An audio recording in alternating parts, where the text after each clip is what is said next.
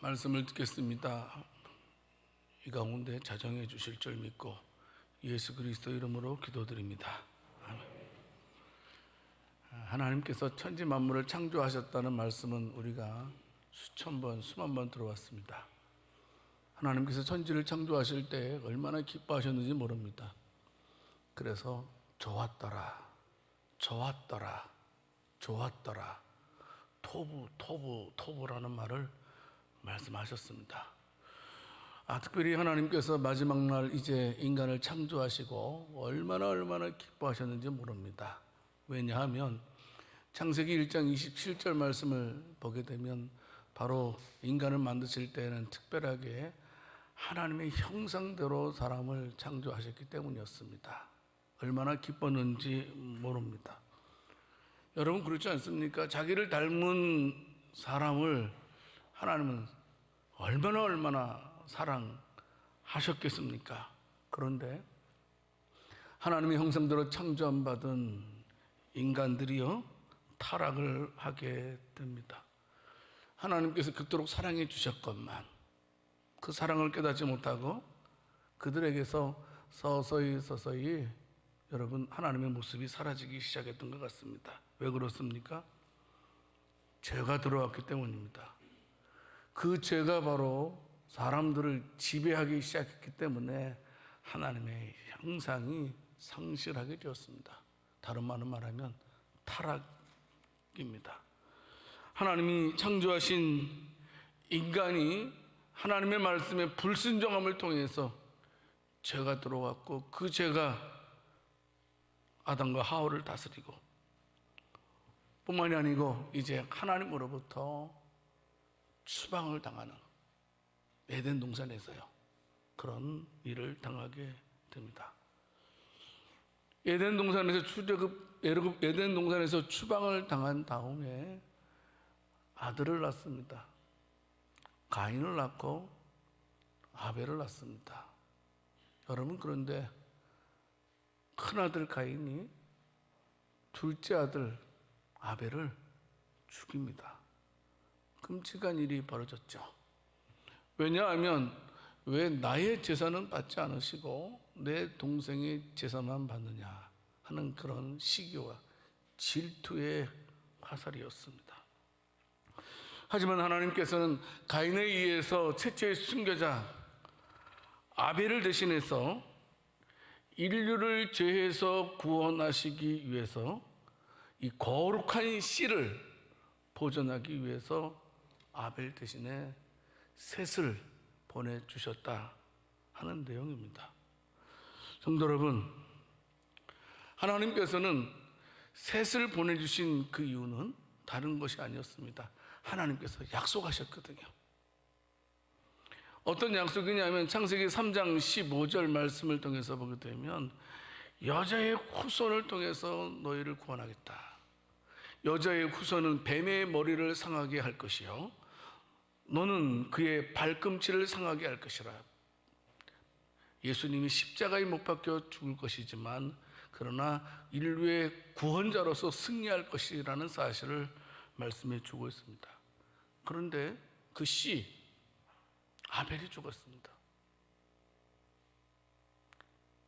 아벨 대신에 하나님께서 약속하셨기 때문에 그 여자의 후손을 있게 하시기 위해서 셋을 허락해 주셨던 것입니다. 자, 오늘은요 짧은 본문의 내용입니다. 창세기 4장 25절 26절 두 절 말씀을 통해서 우리는 복음에 대해서 다시 한번 또 듣도록 하겠습니다. 첫 번째로 성도 여러분, 하나님의 구원의 사역은 반드시 완성된다라는 사실을 우리는 꼭 기억해야 됩니다. 창세기 4장 25절 말씀을 통해서 보게 되면 이제 고백을 합니다. 하나님이 내게 가인이 죽인 아벨 대신에 다른 씨를 주셨다. 누구요? 셋이라는 아들을 주셨다라고 말씀을 하고 있습니다. 셋의 이름의 뜻은 대신 주셨다. 그리고 정해진 자라는 그런 의미를 가지고 있습니다. 그리고 씨는 뭐냐면 여자의 후손을 낳을 씨를 가리키는 말입니다. 바로 그 씨를 위해서, 여자의 후손을 낳을 씨를 위해서 하나님께서 셋을 아벨 대신 주셨다라고 말씀을 하고 있습니다. 성도 여러분, 이것은 중요한 의미를 가지고 있습니다. 복음은 절대로 중단되지 않는다는 겁니다. 하나님께서 말씀하신 것은 반드시 완성, 성취된다는 말씀이기도 합니다. 한 번도 변절됨이 없이, 단절됨이 없이 복음의 역사는 지금도 이제 한 걸음씩 한 걸음씩 완성되어 가고 있음을 알게 됩니다. 사실 여러분 어떻습니까? 지금 가인이 아벨을 죽였어요. 얼마나 침통하게 해서 분위기가 굉장히 안 좋습니다. 특별히 가인은 악의 상징 아닙니까? 아벨은 누구입니까? 의인의 상징 아닙니까? 악인이 의인을 죽인 상태입니다. 굉장히 침통한 상태입니다. 여러분, 어떤 면에서 하나님의 의를 찾아볼 수 없는 상황, 무슨 말씀입니까? 마치 하나님의 복음의 역사는 중단된 것처럼 느껴질 수 있다는 겁니다. 충분히 그렇게 생각할 수 있습니다. 그런데요, 하나님께서는 거기서 머무르지 않으셨습니다.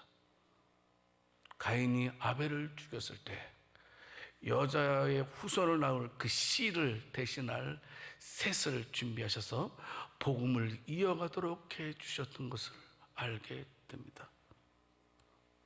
구원의 역사가 단절될 수 없다는 사실입니다. 앞으로도 계속해서 구원의 완성을 위해서 진행될 것이고 이루어질 것임을 성경은 우리들에게 오늘 본문 말씀을 통해서 알려주고 있습니다. 여러분, 성경의 역사를 통해서 사탄은요, 어떻게 하든지 이 복음이 단절되도록 하기 위해서 얼마나 머무르쳤는지 모릅니다. 어떤 면에서 가인이 아벨을 죽인 것도 마찬가지이고, 얼마나 수많은 악한 세력들이 다윗을 죽이려고 했는지 모릅니다. 여러분, 여인의 후손이 누굽니까? 다윗의 후손을 가리키는 말입니다.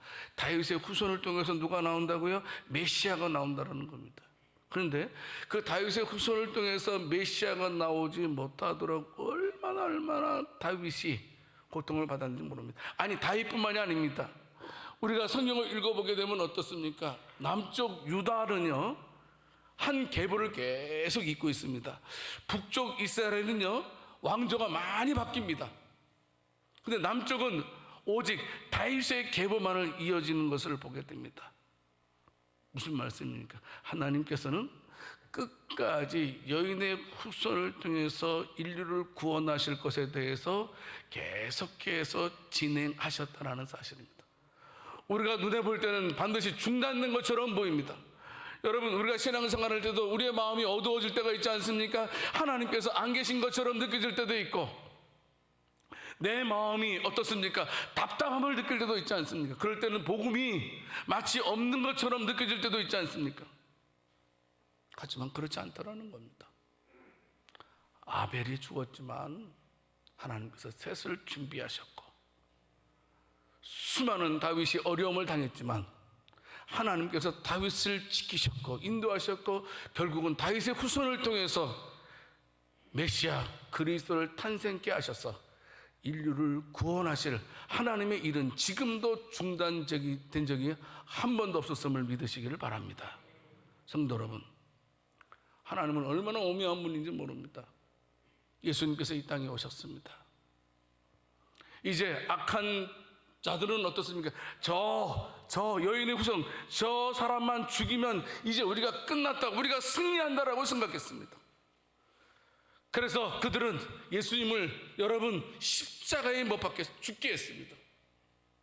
근데 그들은 몰랐습니다. 그들의 관궤가, 그들의 꾀가 복음을 이룰 줄 몰랐습니다. 예수님께서 그들의 관계에 의해서 죽은 것 같지만 결국은 예수님께서 십자가에 죽으심으로 모든 인류의 죄를 사해 주셨다는 사실을 그들은 알지 못했습니다. 성도 여러분, 우리 눈으로 보기에는 암울한 역사는 현실 가운데서도 우리 하나님의 구원의 역사는 단 한 번도 단절된 적이, 중단된 적이 없었다는 사실을 우리는 꼭 알고 있어야 됩니다. 얼마나 고맙고 감사한 일이 아닐 수가 없습니다. 그러므로 우리는 어떻게 해요? 절대로요 좌절해서는 안 됩니다. 우리가 믿는 믿음의 완성이 반드시 온다라는 겁니다. 저와 여러분들이 믿는 믿음은 허공을 치는 믿음이 아니고, 저와 여러분들이 믿는 믿음은 반드시 그리스도를 통해서 완성될 것임을 믿으시기를 바랍니다. 어떤 일이 있더라도 중단되지 않을 것입니다. 이 세상에, 이 지구상에 별의별 일이 많이 일어날지라도 결국은 예수 그리스도를 통해서 복음은 완성될 것이라는 사실입니다. 성도 여러분, 그러면 우리가 어떻게 살아야 되겠습니까? 복음을 믿는 자라면, 결국 복음이 승리할 것을 믿고 있다면, 예수님께서 승리할 것을 믿고 있는 사람들이라면 우리는 어떻게 살아야 하겠습니까? 바울은 갈라디아 교인들에게 갈라디아서 6장 9절 말씀을 통해서 말씀을 하고 있습니다. 우리가 선을 행하되 낙심하지 말지니 포기하지 아니하면 때가 이름에 거두리라. 끝까지 하나님만 바라보라는 사실입니다. 디도서 2장 14절 말씀에서도 말씀하고 있지 않습니까? 왜 내가 너희를 구원한 줄 아느냐? 선한 일을 열심히 하는 자기 백성이 되도록 하기 위해서 너희를 구원했더라고도 말씀을 해주고 계십니다. 반드시 완성의 날이 옵니다. 다른 말로 말하면 반드시 종말의 때가 올 거라는 사실입니다. 히브리서 9장 28절 말씀을 통해서 보게 되면 예수님께서요, 이 세상에 두 번 오신다고 그랬습니다. 첫 번째 오시는 말을 초림이라고 말합니다. 초림은 이미 2000년 전에 이루어졌습니다. 근데 예수님께서 초림하실 때에는 오신 목적은 죄 때문에 오신 것입니다. 많은 사람들의 죄를 담당하시기 위해서 오신 것이 초림입니다. 2000년에 오신 거예요. 그런데 앞으로 오실 예수님, 두 번째 오실 예수님은 뭐라고 하면 재림하실 분이라고 말합니다. 근데 재림하실 때는 죄와 상관없이 온다라는 겁니다. 무슨 말씀? 자기를 바라는 자들에게, 자기를 믿는 자들을 구원하기 위해서 이 땅에 온다라는 말씀입니다. 두 번째는 자기 믿는 사람, 자기를 끝까지 신뢰한 자를 구원하기 위해서 재림하신다 라고 말씀하고 있죠. 여러분, 그런데요, 참 재미있는 것은 계시록 1장 7절 말씀을 통해서 보게 되면 예수 믿지 않는 사람들에게 그날은 고통과 애곡의 날이 된다라고 말씀하고 있습니다. 모든 족속이 예수님으로 말미암아 곡하게 될 것이다, 곡을 곡하게 될 것이다, 이렇게 성경은 말씀하고 있습니다. 성도 여러분, 참으로 우리가 반드시 구원은 완성될 거라는 사실을 기억하고 하루하루를 하나님 자녀답게 살아가는 자들이 되어야 된다는 겁니다. 여러분, 천국을 믿는 사람은 어떻습니까? 이 세상을 우리가 어떻게 세상 사람들과 살겠습니까? 하루하루 주님 오시는 전까지 매일매일 예수 믿는 사람답게 은혜 가운데 살아가는 저와 여러분들이 될 수 있기를 원합니다. 미루지 마세요. 신앙생활을 미루지 말라는 겁니다. 여러분, 이 땅의 법도 마찬가지라고 생각됩니다. 어떤 사람이 이 땅에서 범죄했어요. 자수해서 여러분 죄가 좀 감받을 수도 있고 용서받을 수도 있습니다. 그런데 자수는 언제 하는 겁니까? 체포받기 전에 해야 됩니다. 체포받은 다음에 자수했어요, 자수합니다, 이게 말이 맞아야 맞아요? 그러면 또 한 대 더 맞죠, 그죠? 그러면 그러단 말이에요. 그래, 맞아요. 성도 여러분, 그렇습니다. 예수님께서 오시기 전에 우리는 다 예수님을 바라보는 자들이 되어야 된다는 겁니다.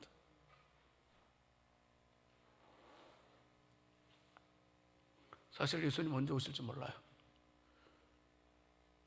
갈라디아서 데살로니가전서 5장 2절 말씀을 통해서 보게 되면 어떻습니까? 주의 날이 밤에 도둑같이 이룰 줄을 너희 자신이 자세히 알기 때문이라. 언제 오실지 몰라요. 언제 오실지 몰라요. 그러므로 성도 여러분, 우리가 예수님의 재림을 믿는 자라면, 구원의 완성을 믿는 자라면 우리는 오늘 하루 하나님 앞에서 부지런히 살아야 된다는 사실입니다. 마치 오늘이 마지막 날인 것처럼 열심히 충성하다가 하나님의 부르심을 받는 자들이 되어야 된다는 겁니다. 기도를 미루지 마세요. 봉사를 미루지 마세요. 사랑하는 것을 미루지 마세요. 용서하는 것을 절대 미루지 마세요. 주님 오시기 전에 마치 오늘 밤에 주님이 오실 거라고 생각하고 우리가 가장 성령 충만한 가운데, 내가 성령 가장 충만할 때 예수님이 재림하신다면 그것만큼 영광스러운 일이 어디 있겠습니까? 내가 가장 죄 가운데 있을 때 예수님 재림하신다면 얼마나 우리가 부끄럽겠습니까? 가장 추워할 때 우리가 예수님 오신다면 얼마나 우리도 힘들겠습니까? 성도 여러분, 예수님의 복음은 완성될 것입니다. 그날을 기억하면서 하루하루 믿음으로 살아갈 수 있는 복된 저와 여러분들이 다 될 수 있기를 살아계신 주님의 이름으로 축원합니다. 두 번째로요, 오직 하나님만이 홀로 구원 약속을 실현할 수 있다는 사실입니다. 오늘 본문 창세기 4장 25절 말씀을 통해서 보게 되면 지금 하와가 지금 고백을 하고 있습니다. 하나님이 내게 가인이 죽인 아벨 대신에 다른 씨를 주셨다, 이렇게 고백을 하고 있습니다. 여러분, 요 고백이랑요, 하와가 이제 가인을 낳았을 때도 고백을 했어요. 그때도 물론 이제 하나님께서 낳게 해주셨다라는 말을 하고 있습니다. 그런데 우리가 성경을 엄밀히 구분해 보면요, 가인을 낳았을 때의 고백과 그리고 셋을 낳았을 때의 고백이 완전히 다른 것을 볼 수가 있습니다. 가인을 낳았을 때에는 주체가 나예요. 물론 아담과 하와가 하나님의 역할을 완전히 부정한 건 아니었어요. 근데 주체는 나였습니다. 하나님께서 나에게 은혜를 주셨지만 결국은 내가 해냈다. 이렇게 우리가 고백할 수 있습니다. 자만에 빠진 모습을 볼 수 있겠죠. 그런데 하와가요, 셋을 낳고서는 달라졌어요. 뭐냐면 하나님께서 내게 주셨다. 그러니까 내 역할보다도 하나님의 역할을 앞세우고 있는 셋을 낳은 후에 아담과 하와의 모습을 볼 수 있습니다. 하와는 알았어요. 뭘 알았냐면 내 뱃속을 통해서 난 가인이 얼마나 악한 자인 것을 알았어요.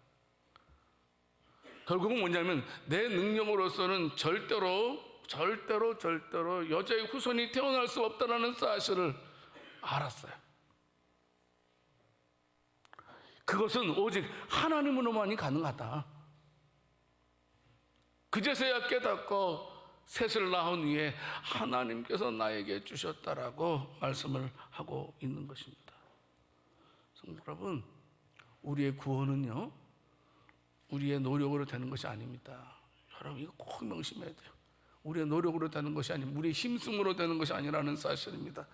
하나님의 구원 역사는 절대로 나를 통해서 이루어지는 것이 아니라는 겁니다. 하나님의 구원 역사는 오직 홀로 하나님만이 이룰 수 있음을 믿으시기를 바랍니다. 하나님께서 우리를 구원하시는 것도 하나님만이 하실 수 있는 겁니다.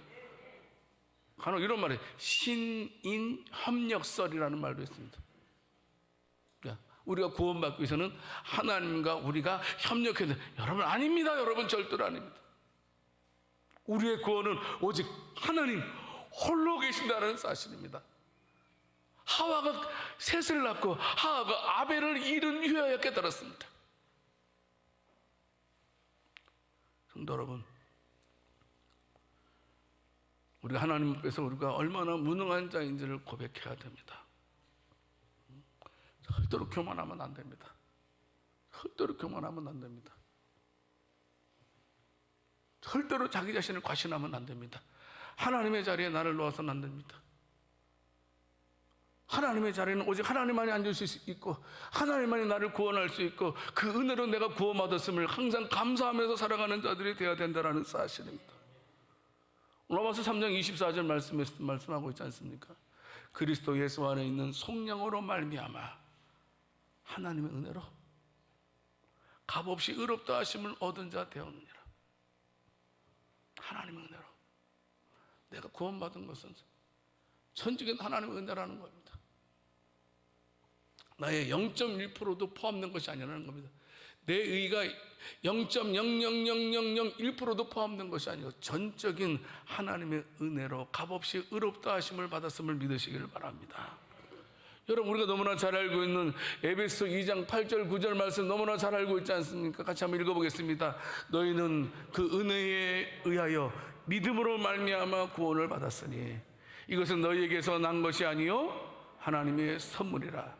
행위에서 난 것이 아니니 이는 누구든지 자랑하지 못하게 함이라. 아멘.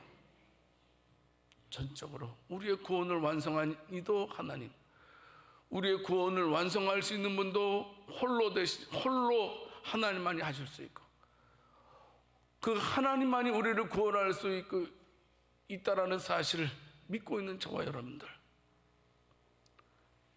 창세기 4장 26절 말씀 보겠습니다. 여기 보게 되면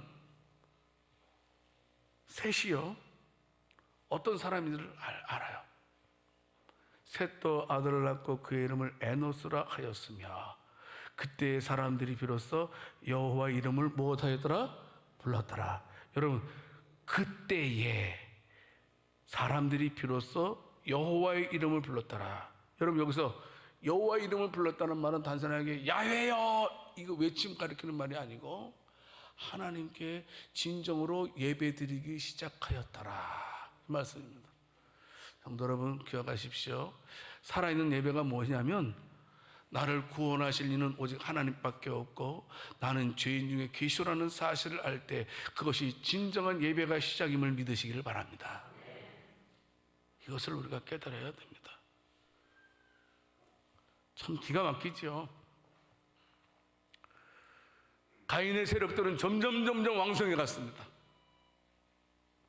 도시도 건설하고 악기도 개발하고 각종 무기와 기계들을 개발해서 그들이 세상 문명 속에서 얼마나 큰 부를 누렸는지 모릅니다.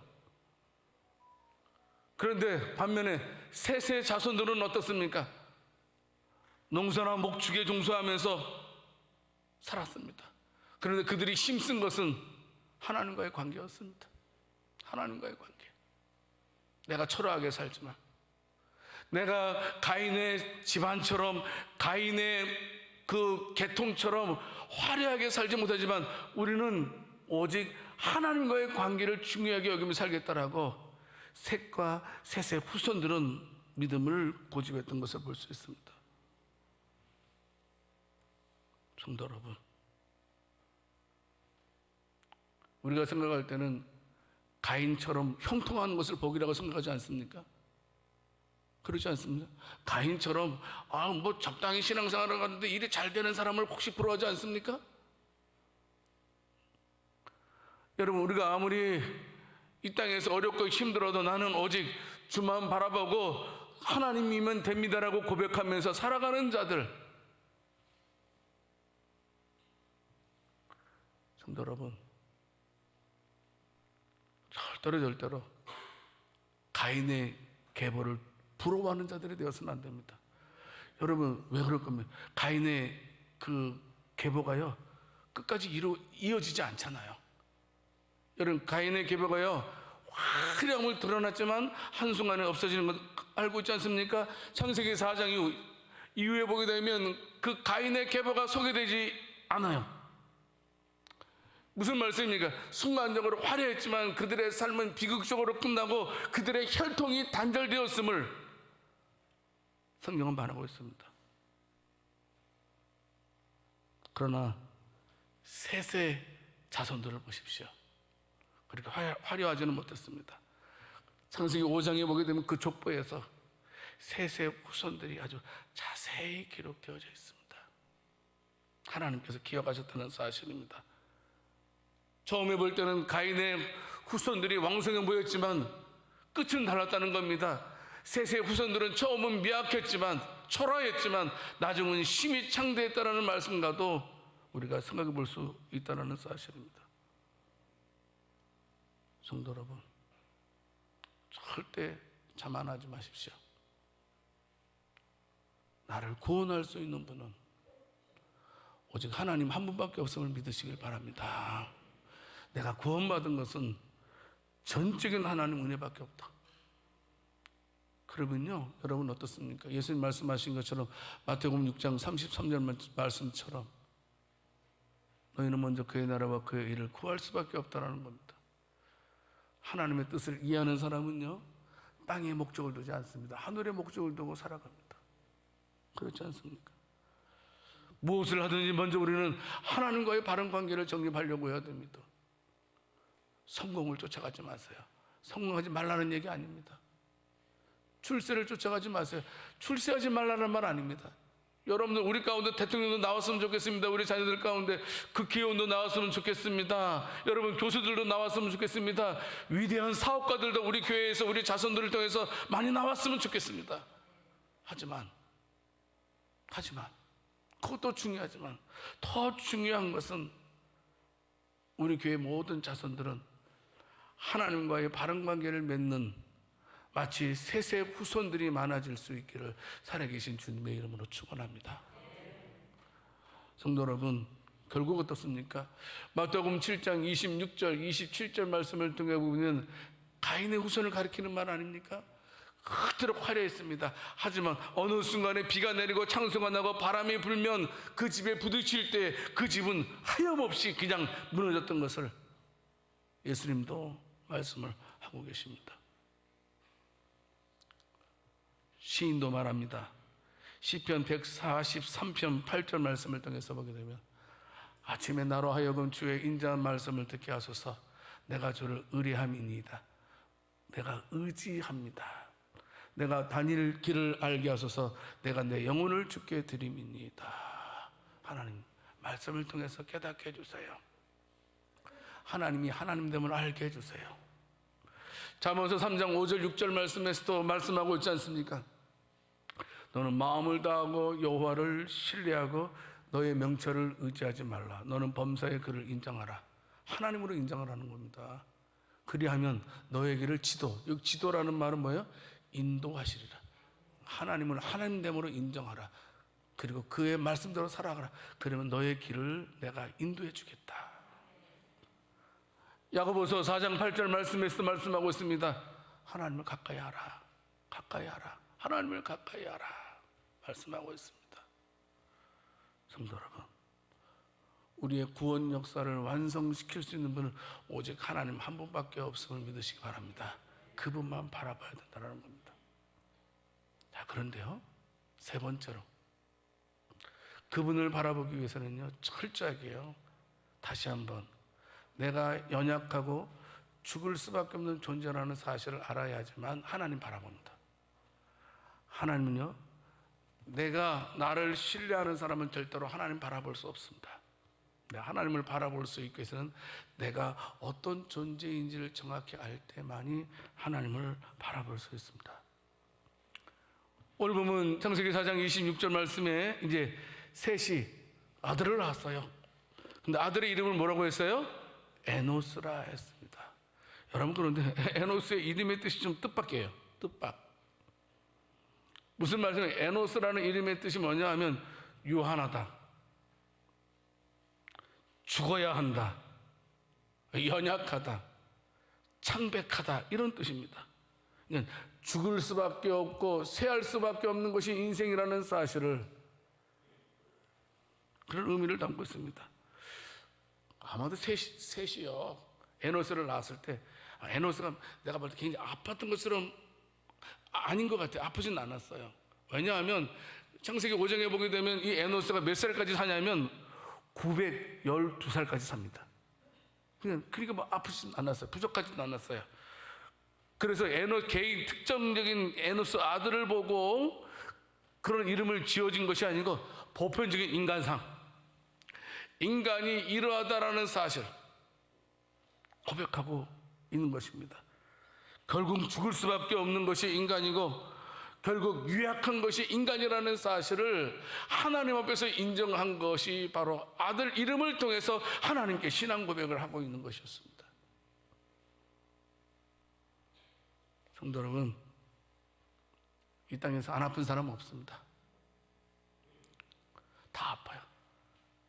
여기 안 아픈 사람 계세요? 우리가 나이 든다 그래서 피부가 쭈글쭈글해지는 것도 아프다는 증거입니다. 통증만 없을 뿐이지. 여러분, 저는 의사는 아닙니다만은 간혹 글을 보게 되면 의사들이 말하는 것은 이렇게 대부분 사람들 다 운명하잖아요. 운명을 이렇게 조사를 해보면 다 암세포 거의 다 갖고 있대요. 거의가 다 아픔 다 가지고 있대요.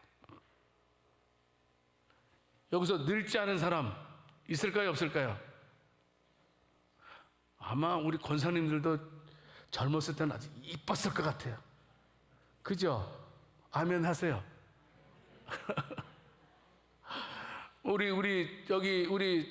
우리 연세 드신 분들도 어때요? 젊었을 때, 응? 집사님 아주 멋지게 그냥 생기셨을 것 같아요. 그죠, 우리 집사님. 저도 한때는 잘 생겼었습니다. 제가 대학교 사진 보게 되면 저도 놀라요. 막 제가 대학교 언제 한번 보여줄 수 있으면 보여드릴게요. 대학교 때 졸업 사진 보게 되면 야, 이런 나도 있었구나. 그때는 몸무게가 63kg, 65kg. 그것밖에 안 됐으니까. 근데 인생은 변합니다. 믿을 수 있는 것 아무것도 없습니다. 죽지 않을 사람 한 사람도 없습니다. 다 죽습니다. 우리 안 죽을 것 같죠? 여러분, 죽음을 직감하는 사람 여러분 많지 않아요? 나는 생각할 때 나는 안 죽을 것 같아. 다 그렇게 생각하지 않나요? 아니에요. 그렇지 않습니다. 한 번은 반드시 다 죽습니다. 짧게 길게 차야지. 짧고 긴 것도 하나님 편에서 볼 땐 똑같아요. 하나님 편에서는 똑같아요. 노쇠에서 결국 죽는 것이 인생이라는 사실입니다. 성도 여러분, 우리는 분명하게 깨달아야 됩니다. 하나님 앞에서 내가 어떤 존재인지를 깨달아야 돼요. 그래서 시편 39편 4절 말씀에서도 지금 시인은 고백하고 있습니다. 내가 나의 연약함을 알게 하소서. 자만하면 안 됩니다. 시편 103편 14절 15절 말씀에서도 시인은 고백하고 있지 않습니까? 하나님은 우리가 어떤 자인지 다 알고 계신데요. 우리가 먼지라는 것, 우리가 풀과 같고, 우리의 영화가 아무리 영화가 화려해도 결국은 들의 꽃과 같다. 여러분 나이 70, 요새는 70 하면 안 될 것 같아요. 나이 80 하면 모든 대화가 통일됩니다.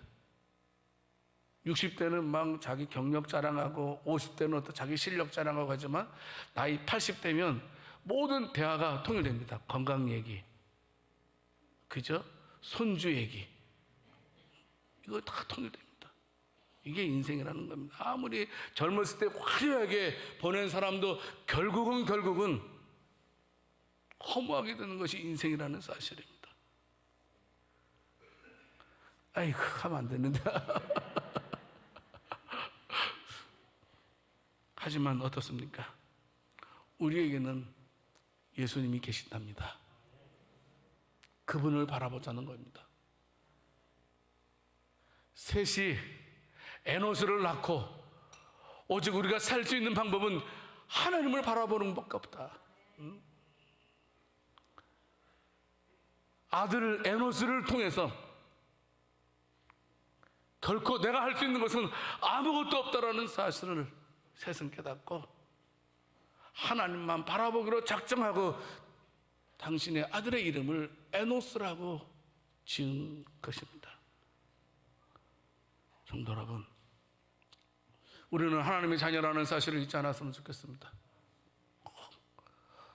여러분, 아무리 우리가 이 세상에서 시달림을 바라도 우리는 하나님의 자녀입니다.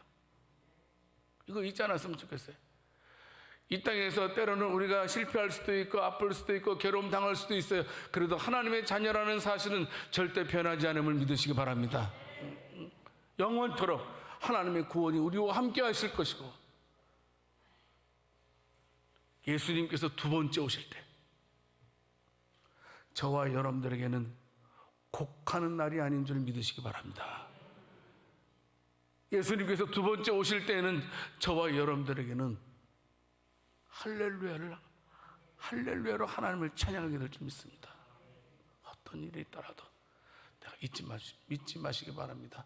내가 하나님의 자녀라는 사실, 어떤 경우라도 내가 그리스도인이라는 사실을 잊지 않는 복된 저와 여러분들이 될 수 있기를 살아계신 주님의 이름으로 축원합니다. 하나님 아버지 감사합니다. 가인의 화려한 것을 부러워하거나 동경하지 말게 하시고,